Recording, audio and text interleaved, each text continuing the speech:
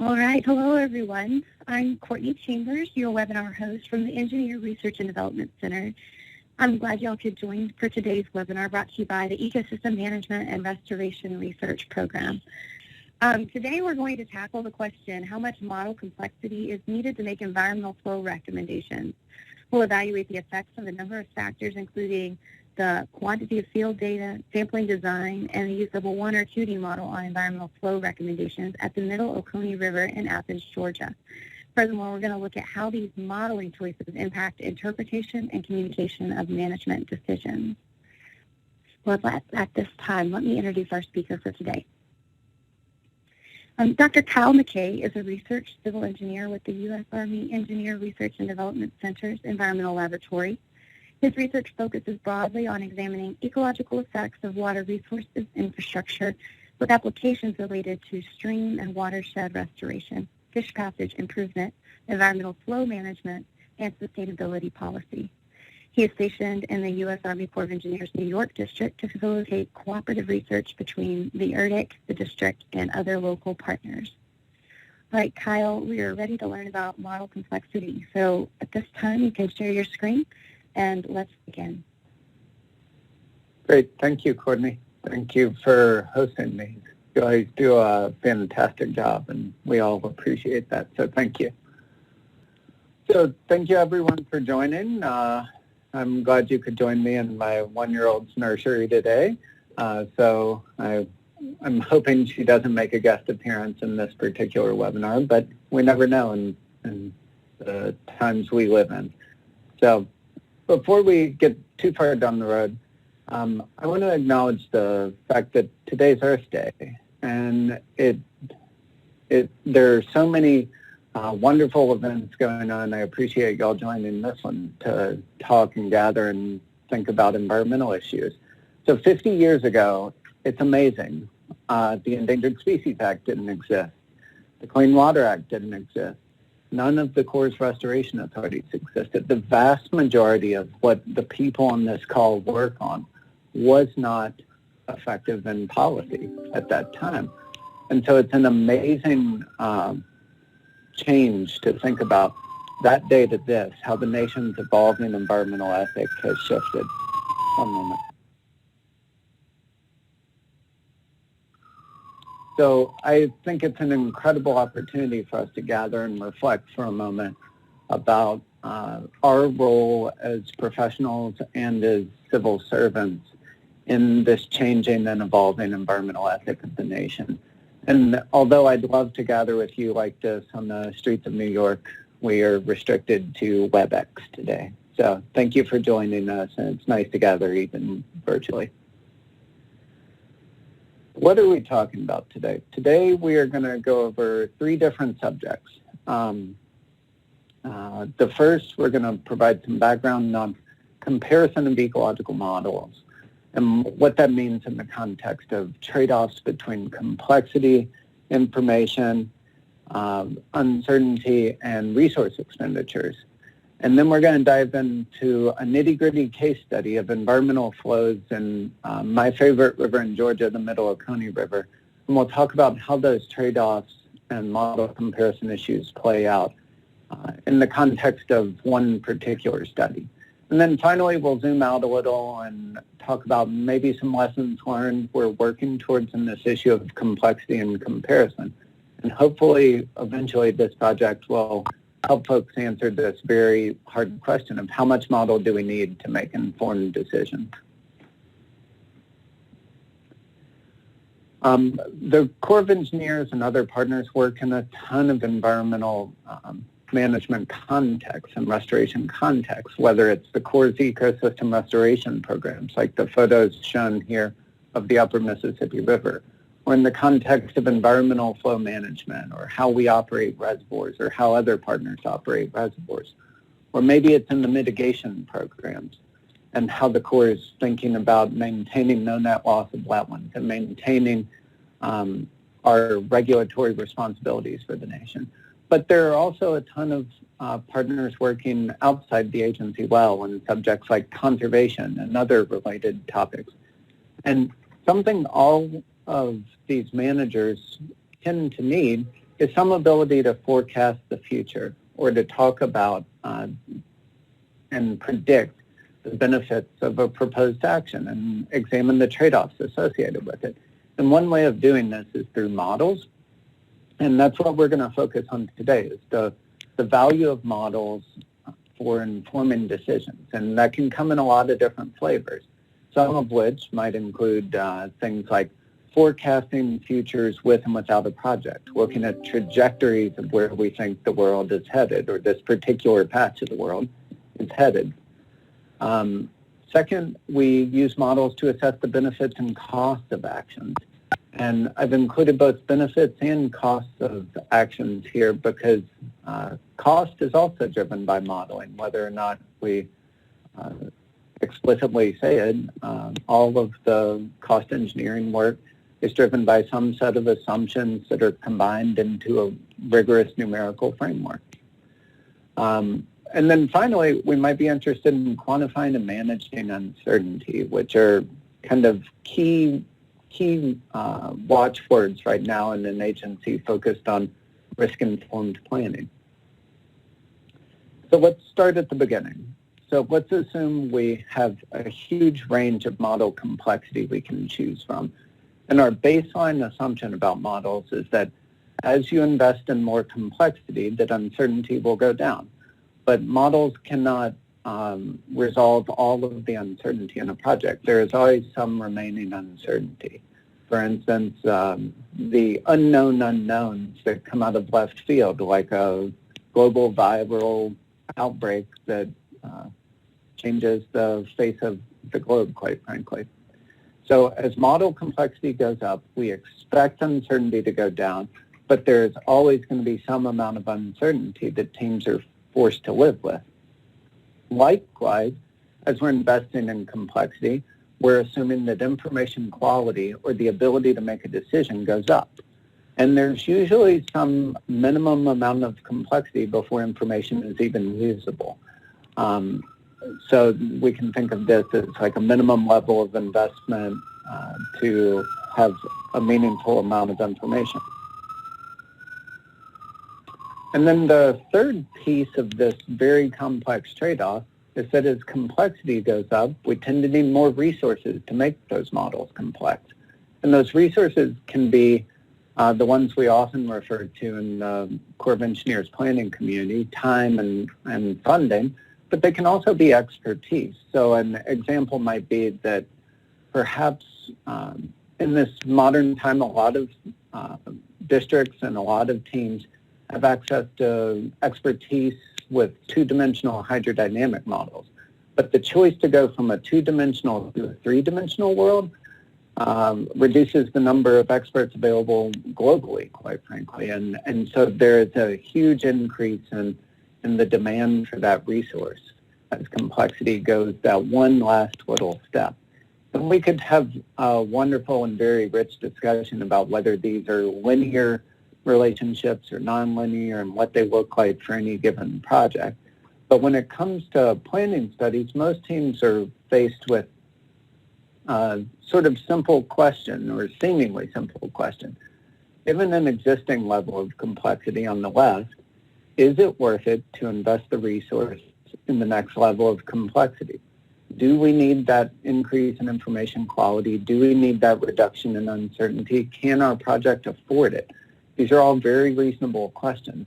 And this is the focus of our study in general, the broader study we'll talk about, is how do we make decisions about whether the next investment in modeling is worth it?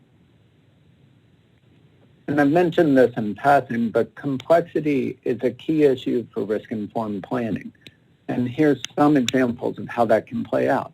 So a team may be faced with the question of how much model do I need to make a decision? Do I need a more resolute tool or a more complex tool to make an informed decision, or am I going to make the same decision regardless? Should I gather more input data?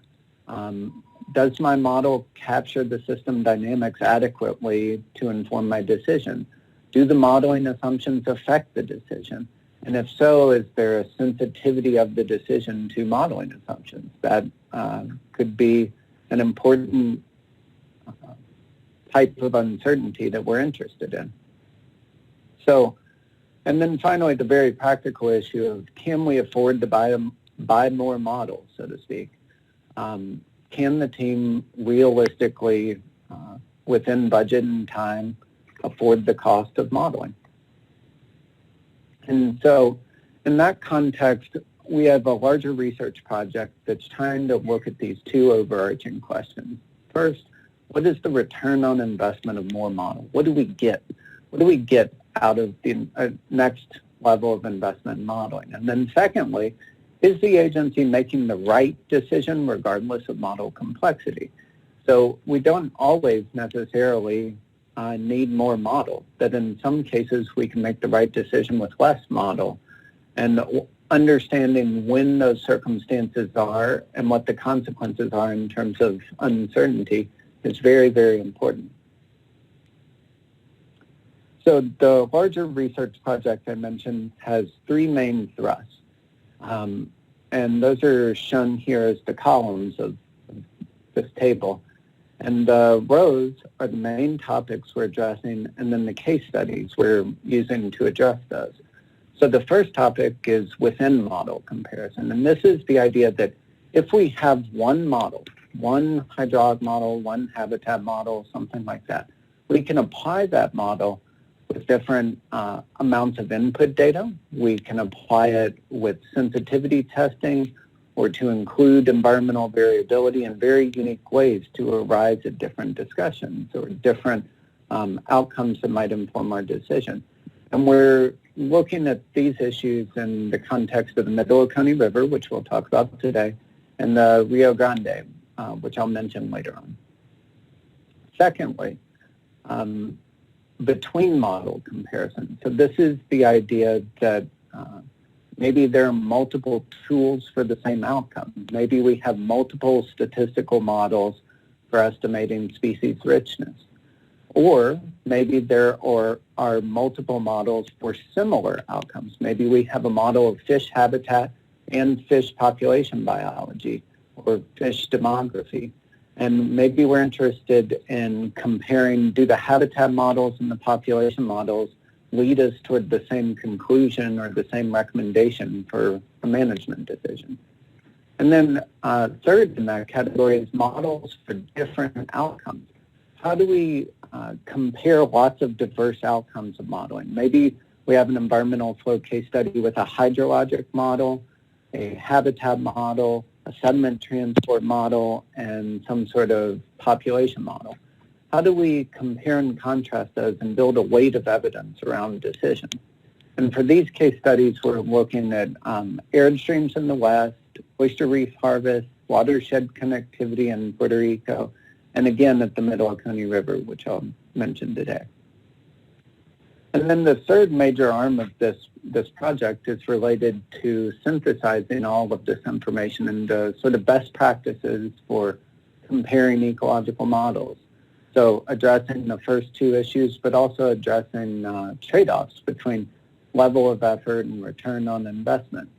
And in that area, we're using those prior case studies, but we're also interested in your case studies. So if you think your team is doing some really interesting work on comparing model outcomes, please reach out to us. We'd love to know about that. But as I mentioned today, we're only going to talk about one very narrow slice of this project on the Middle Oconee. And this project is focused on environmental flows in this mid-order river, and it's been contributed to by lots and lots of folks over the years. So this work is building off of a previous study that Natalia Batarji and Joshua Willis out of Fort Worth District were working on a few years ago. And this iteration of it has been informed by work by Caitlin Kahn and Tyler Keyes and Mary Freeman at the U.S. Geological Survey. So I am not the only person doing this work. I am but the mouthpiece today. So where is the Middle Oconee? The Middle Oconee is in the Piedmont of Georgia near Athens. And this is the Middle Oconee. It's a middle-order river, which means that in the summer it's a delightful to go splash and play around, and the water's, thigh or waist deep. But in the winter, when the storms come, it raises tens of feet and it's a terrifying force of nature. So middle-order rivers are kind of an interesting place to study because we can still execute field work safely and collect field data safely while also keeping an eye towards large river management issues. And for this particular study, just to orient you on where we are in the world, so this is Google Maps shot of Athens, Georgia, and the little bulldog represents the University of Georgia, is roughly there. And this is a city bracketed by 2 rivers and 3 major water sources. So the city's primary water source is where the number 1 is, and that's on the North Oconee River. And that's the day-to-day pumping source where the city pumps out of the river, treats it, and sends it to homes. Occasionally, they use a secondary source on the Middle Oconee River, represented by the number 2, where, again, it's real-time treatment, no storage. But in 2002, the city partnered with 3 other counties and constructed Bear Creek Reservoir. And this is an off-channel reservoir, which means the water is pumped from the Middle Oconee River into the reservoir. And they were permitted to pump 60 million gallons per day from the river, and they currently withdraw far less than that. So this is largely a project looking to the future, not focused on conflicts with water resources today, but thinking ahead down the road. And in this particular study, we're looking at a reach of river just upstream from that secondary intake. And we're focused on the problem statement of, can the city, or in this case, the water authority, withdraw the same volume of water with less environmental impact? Could they pump water into the reservoir at a different time of year, under a different time of day, and change how they pump to reduce environmental impact and maybe yield more water? So we've approached this through the lens of a structured decision. And all structured decision-making processes start with a set of objectives. So here I've shown the 2 objectives we'll talk about today: maximizing water withdrawal and maximizing habitat availability. Our team has been looking at many other objectives, but I'm not going to tell you about those today. I'm going to save that for the future discussion of between model comparison. So we have a set of objectives, and then we have a set of alternatives, which are different environmental flow regimes, different ways or techniques or schemes for pumping water. And what we've done is we've developed these alternatives, and then we apply them to a historical flow regime. So we have 60 years of gauge data that were relatively unaltered in terms of water extraction. So the way we do this is we assume some flow regime and then apply it to the entire historical record. So the black line shows an unaltered gauge data. The red line shows what our simulation shows the river level at if we had pumped with this annual minimum flow.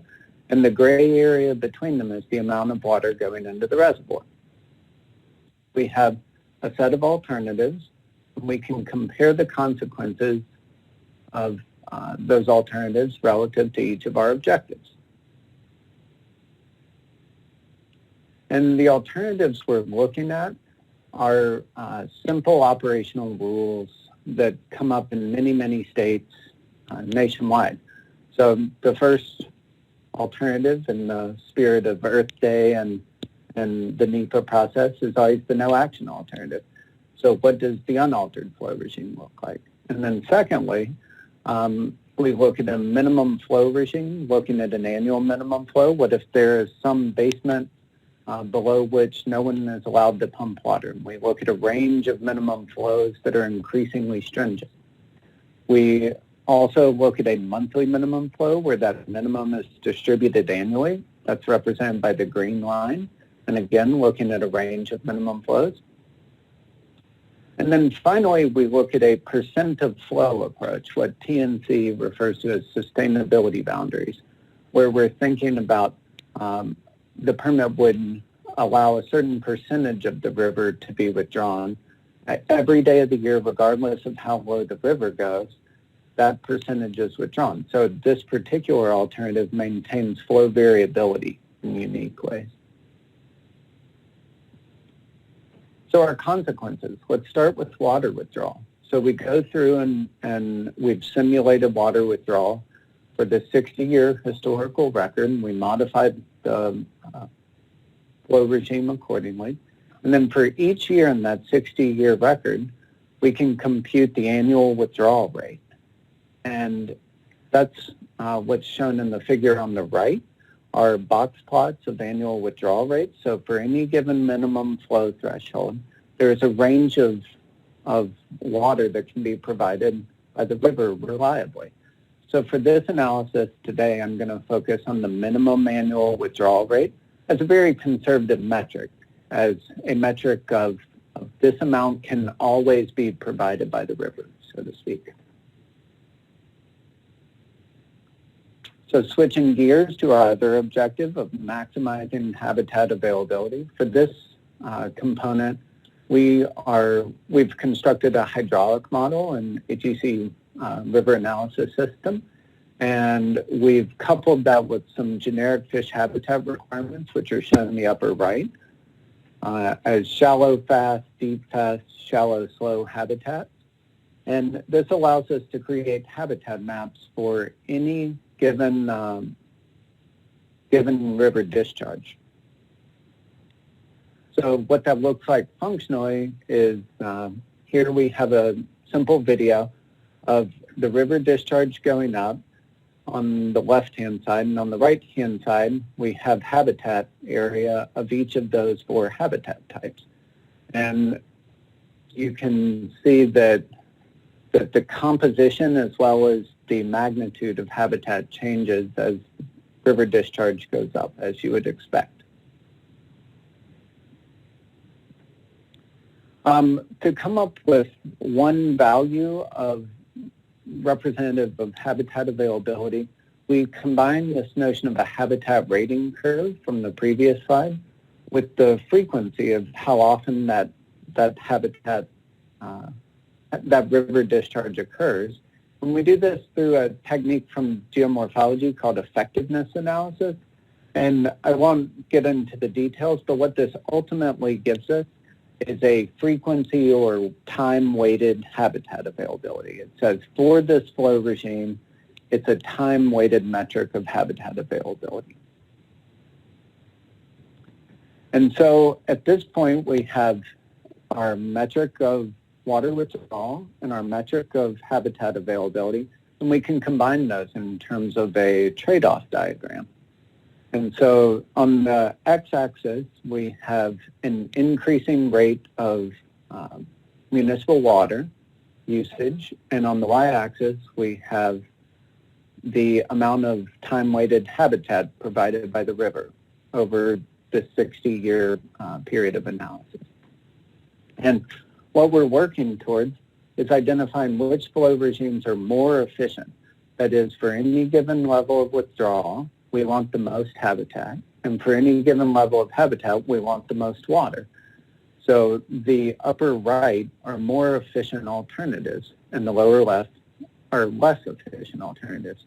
So looking at the world just through this lens so far, what we see is that these percent of flow approaches, the blue line, are generally speaking efficient at providing both municipal water and habitat.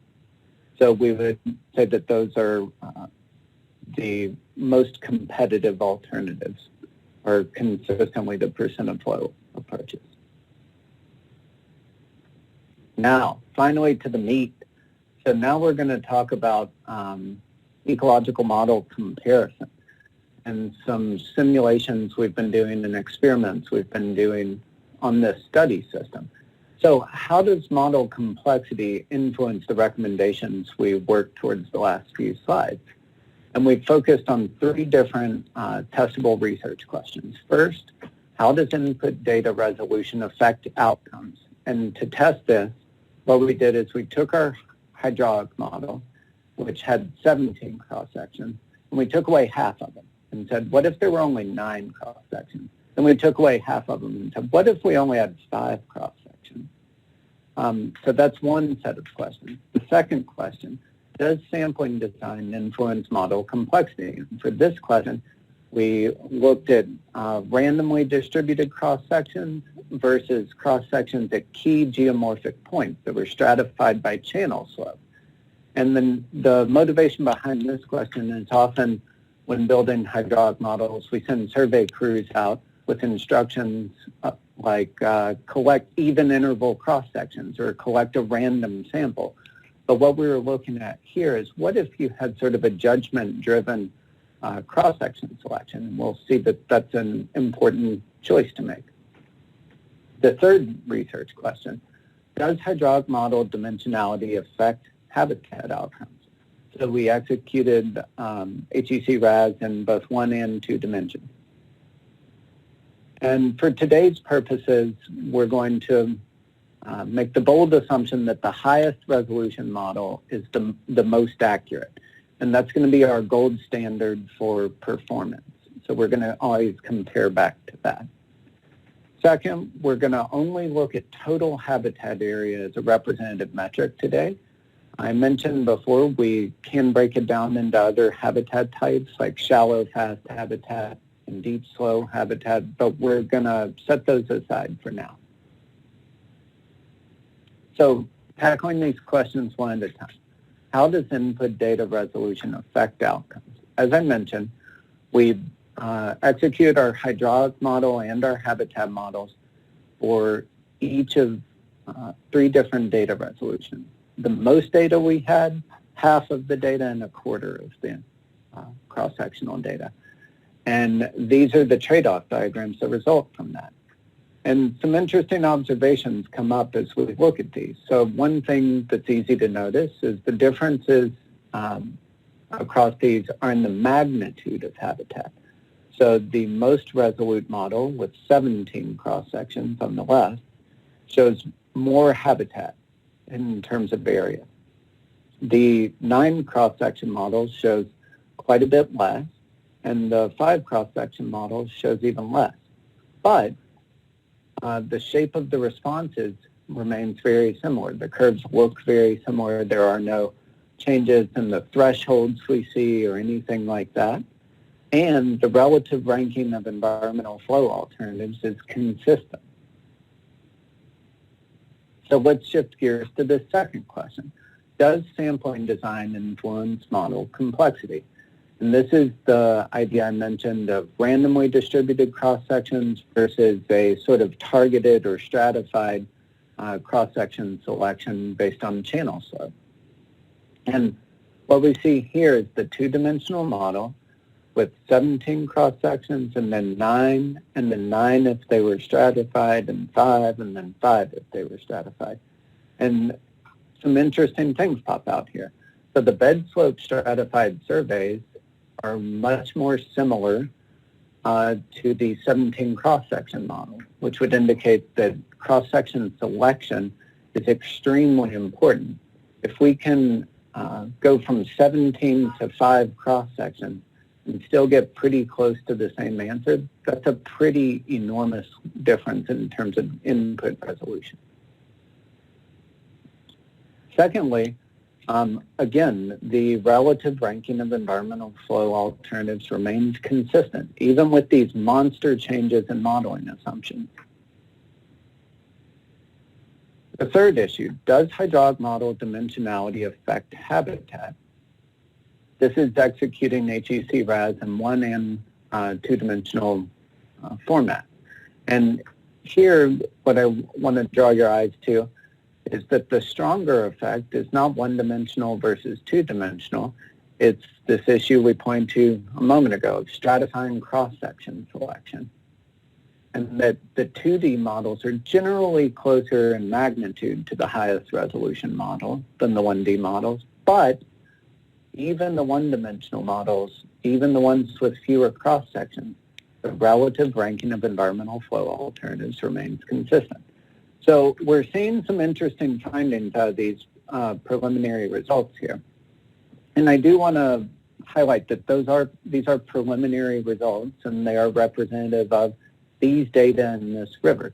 This is not to say that In every situation, you can get away with a small number of cross-sections.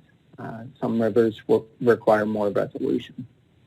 But for this site, we see that the relative ranking of environmental flow alternatives is consistent. And this consistent ranking gives us confidence that we're making the right recommendation and understand the system well enough to pass that off to managers. Secondly, the absolute predictions vary by quite a lot. And this is an important distinction. Is the goal of an analysis, a particular analysis, to compare two alternatives? Is A better than B, or is it to predict the absolute amount of habitat?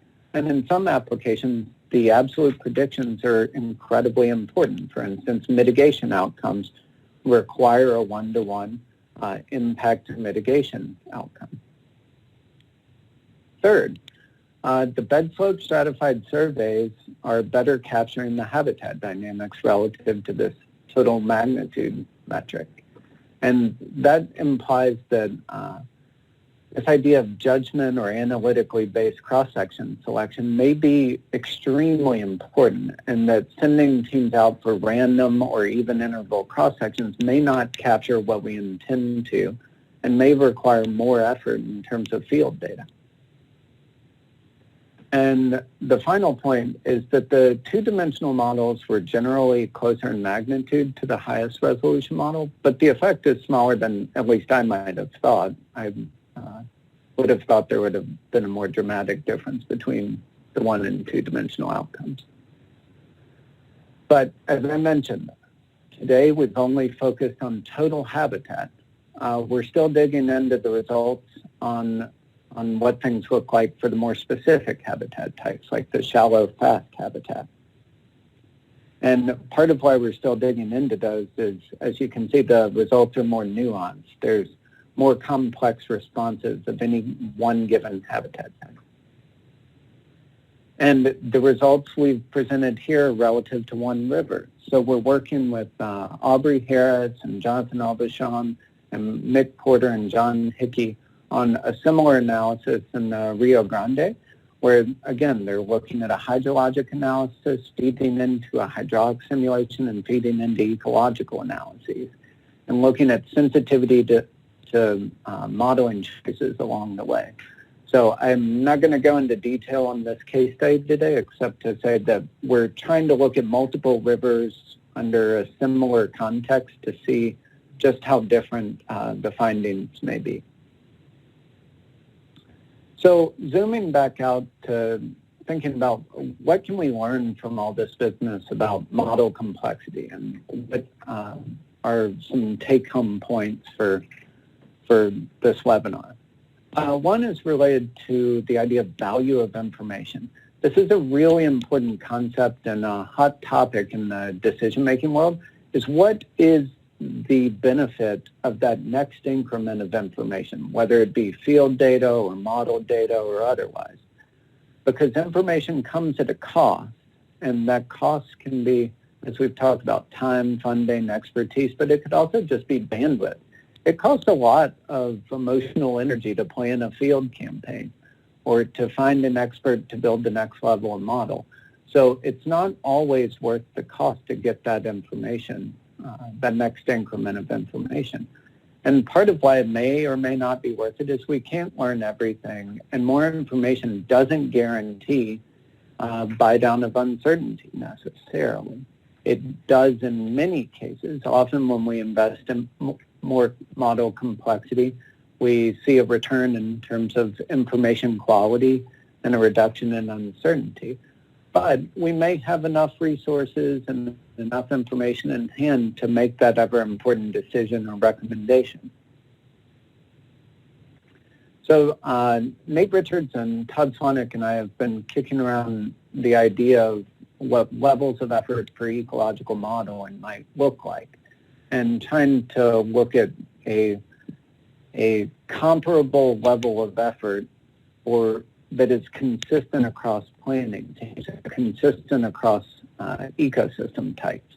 And these are all sort of nascent ideas, so I will beg your forgiveness any that aren't fully cooked yet. But part of the motivation here is that other parts of the agency have identified these levels of effort. For instance, the cost engineering world knows what it means when someone says the cost is parametric or rough order of magnitude or optimized at a site. Those have very specific meanings in that community. And it would be nice to have that same sort of consistency within our community on the ecological benefit side of it. So I'll walk through each of these, but maybe there's a level of effort 0. And this level of effort is about building a conceptual foundation and building a conceptual model. And maybe that can occur very early in a Corps of Engineers planning process. I would say that it should. As you're specifying problems and opportunities and setting objectives and understanding what the alternatives might be, conceptual modeling can be extraordinarily beneficial. After that, maybe we're looking towards level of effort 1, which might be something like a qualitative or semi-quantitative comparison of sites or alternatives. And maybe this aligns with the alternatives milestone.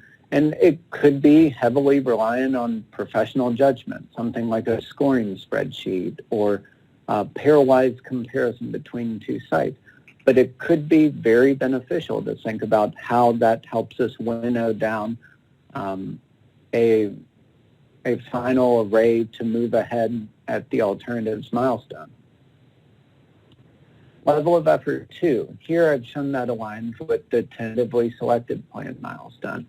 And at that milestone, the models would need to be capable of screening multiple sites or alternatives with very different concepts. So given a stream restoration project, are we going to plant trees along the riparian zone? Are we going to move a bunch of dirt and reshape the banks? Or are we going to move dirt and plant trees? Those would be examples of different concepts. And the models would need to be able to distinguish those for the purpose of the TSP. These would probably be simpler models with easy-to-use data that maybe is available in hand. And these would likely meet the threshold of model certification. Level of effort 3. So here, these tools might be capable of distinguishing different scales of an alternative. For instance, different depths of harbor deepening. So the difference between 36, 38, and 40 feet of the same alternative. These methods would withstand rigorous peer review inside or outside the agency. They would probably be reliant on higher resolution data sources, and they would likely, in my mind, be tightly integrated with other models.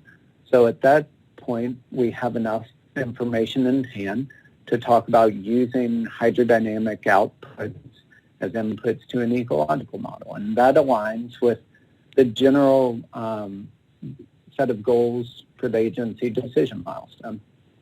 And then the final level of effort I've noted here as an ellipsis, because there are lots of modeling applications within the agency that occur after the planning process. For instance, there are a number of ecological models that have been used or developed in the context of reservoir operations. And those tools typically require the ability to distinguish operational and adaptive management options. They may be needed for more controversial or large-scale projects. They may be reliant on multiple types or theories of modeling. And they would almost always be integrated with multiple models. So again, this is sort of the nascent idea of, can we identify levels of effort that are roughly corresponding to model complexity in a predictable way that gives us an ability to talk to each other in the Everglades and in the Columbia River about, oh, we're using a level of effort 2 model to distinguish these alternatives right now. So I'd be interested in any thoughts folks have on that idea. But today I'll leave you with a few ideas. So first, I'm hoping you took away something related to, are the modeling goals relative prediction or absolute prediction? So depending on whether you're trying to compare two alternatives and is A better than B, or predict exactly what's going to happen in the world, those are very different bars of success from a modeling perspective. And those could be extraordinarily impacted by modeling assumptions, as we saw in the Middle Oconee case study. Secondly, model complexity should vary relative to the level of information needed to make a decision, as well as the tolerable uncertainty. Some teams are willing to tolerate more uncertainty, and some are extraordinarily risk-averse and not willing to tolerate levels of uncertainty. And then the final take-home message is, please join us in this project. We're always looking for good case studies and collaborators to work with on these subjects, and I hope you will reach out to do so. I've got a huge list of names over here in the acknowledgments of all the people that are doing most of the heavy lifting on this project. I'm, again, just here representing a much larger team today. So with that, I'll thank you for your time, and I'd love to hear your thoughts or field any questions you might have. Great. Thank you very much, Kyle. I did receive a question privately in the chat. I'm going to repost it here so you can read it. But it says, how do you know if you have stratified your cross-sections correctly? Is this mostly based on best professional judgment, or can this be informed based on prior studies or data? And he was concerned that the risk is the time required to verify the choice of strata could be cost prohibitive for some studies. Absolutely. Absolutely. This particular project is sort of based on the idea of Monday morning quarterbacking. So we are taking a very resolute model and coarsening it. And you're saying, what if you didn't know that, and you're making the choice of whether to send teams out further? So in terms of bed stratification, there could be multiple strategies for doing that. One would be field judgment based and getting folks out there, getting eyes on the river and looking for key breakpoints in slope, for instance, hard points like a bedrock shoal or something like that.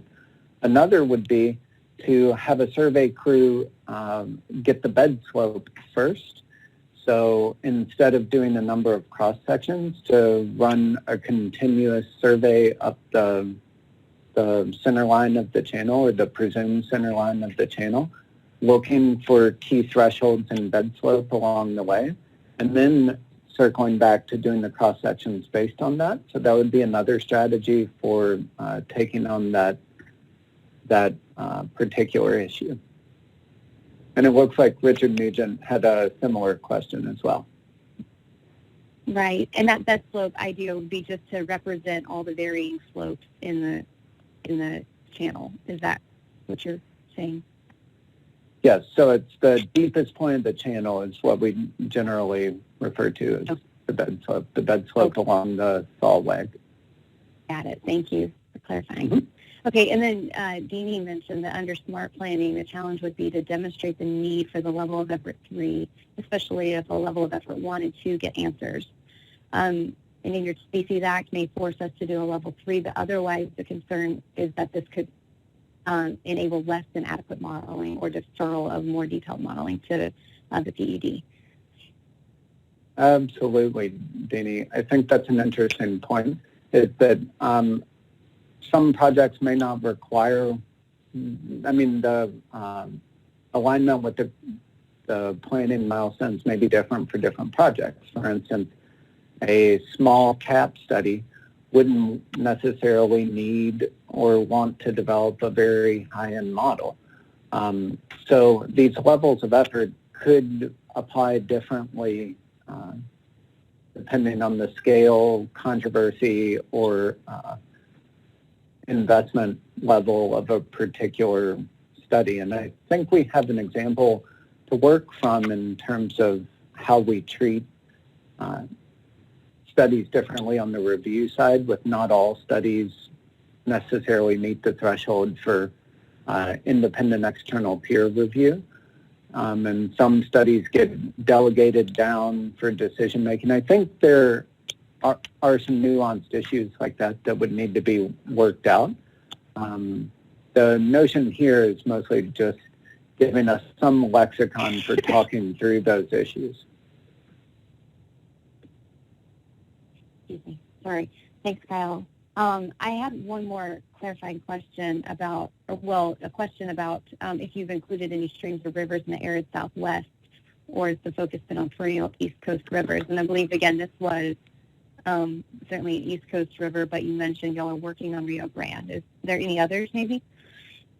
Yeah, so today I focused on a river in Georgia, but we're asking similar questions in the Rio Grande in the interest of tackling that issue of a different geographic context and a different hydrologic context of arid rivers.